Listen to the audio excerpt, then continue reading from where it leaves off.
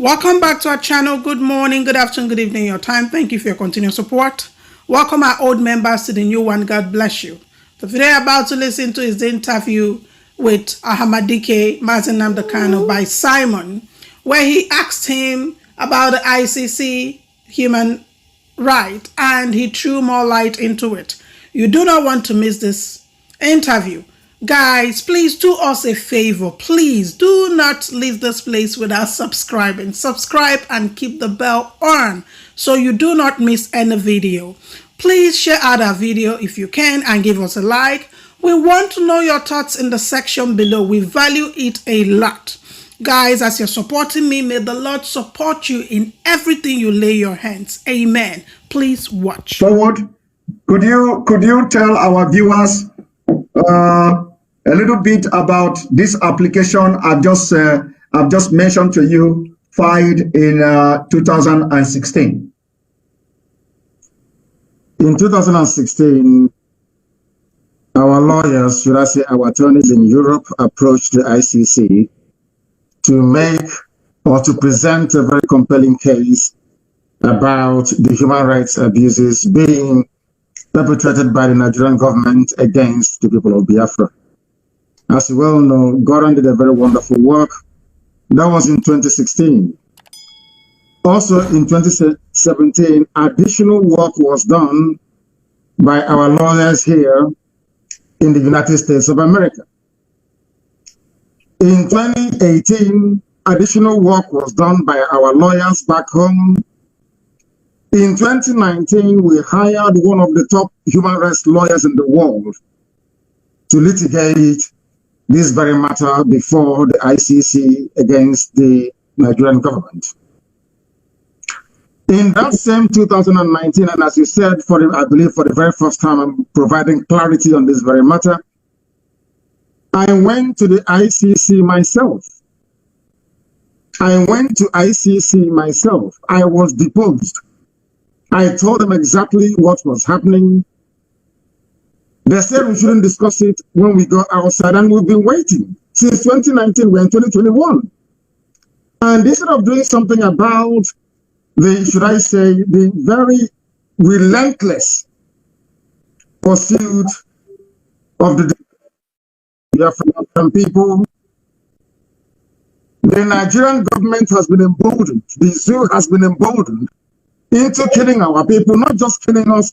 We have now arrived at a situation where our women are being abducted and raped in the north because ICC failed to do something for how many years now? 2016, 2017, 2018, 2019. We hired people in The Hague on a permanent basis, paying them tons of money to be collecting all this evidence against the Nigerian government for the sole purpose of bringing this matter before the ICC, at least for them to investigate. But due to the overwhelming political pressure on them, they have not been able to do anything about it. The only reason why they issued some kind of statement a few weeks ago, or should I say a couple of months ago, was because of the NSAS protest. If not, they would have mentioned it. I am in the United States of America, where we've hired a very top lobbying firm at Washington, D.C. at huge expense, I must tell you.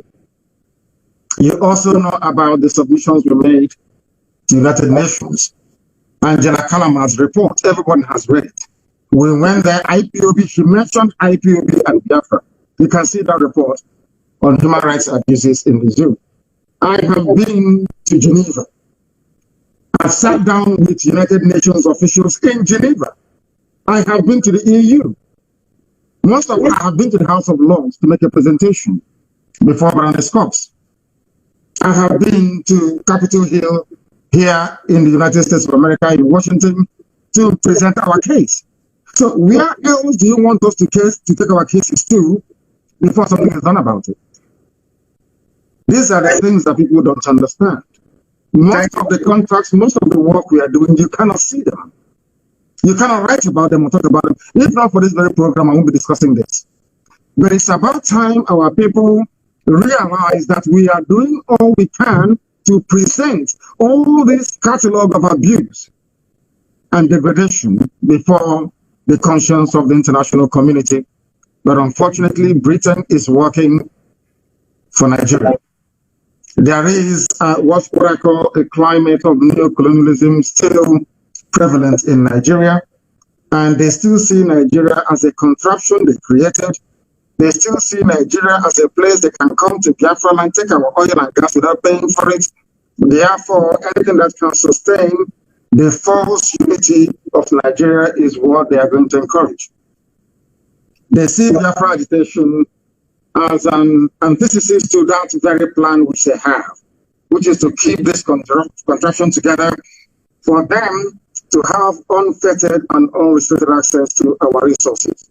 And that is what has been happening. But unfortunately, our people are not intelligent enough to understand it. Every year we spend money. We have somebody in The Hague right now collecting all the evidence, the rape cases, everything, all the murders, all the unprovoked attacks and invasions, everything. But for ICC to call up that very case is another problem. When I say that Biafra is going to be the last miracle on earth, we don't quite understand what I mean by that. Biafrans don't know the number of people and forces against them. They don't understand it.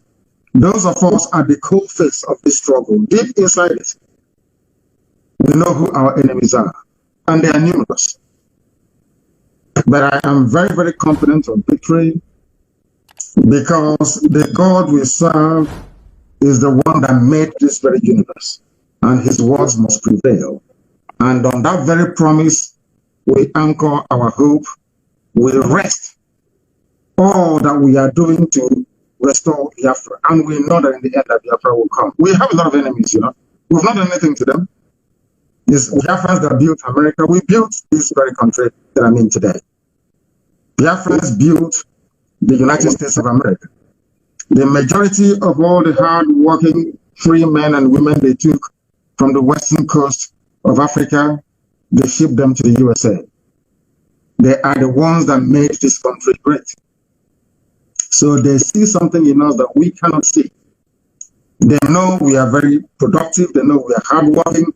But above all, Britain knows that we are blessed. It is that blessing from God that Britain doesn't want to see rise up in Africa. And that is why they're using very primitive Fulani people to try to suppress us. You saw yesterday that Britain, BBC was advertising army positions, asking you, even telling you what you can get the forms to join the Nigerian army. And I know that BBC functions on tax, or should I say license fee payers money in the UK. They don't accept any advert. So how come BBC Pidgin in Nigeria is advertising for people to join the army of Nigeria for free? Because they are, of course, agents of neocolonialism. They are working for Britain. They want Nigerian army ranks to swell up so they can suppress any measure of uprising against the very decaying, crumbling, damnable zoological republic. What our people need to realize is this. What we go through on a daily basis to ensure that our cases are heard all over the world is immense, everywhere, especially here in the USA.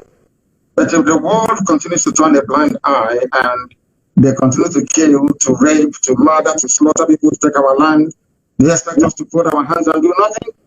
The answer is no, of course. We must fight because we have our backs now against the wall, and that's what we are doing. Thank you very much. Thank you very much, Ohamadike, one of Biafra.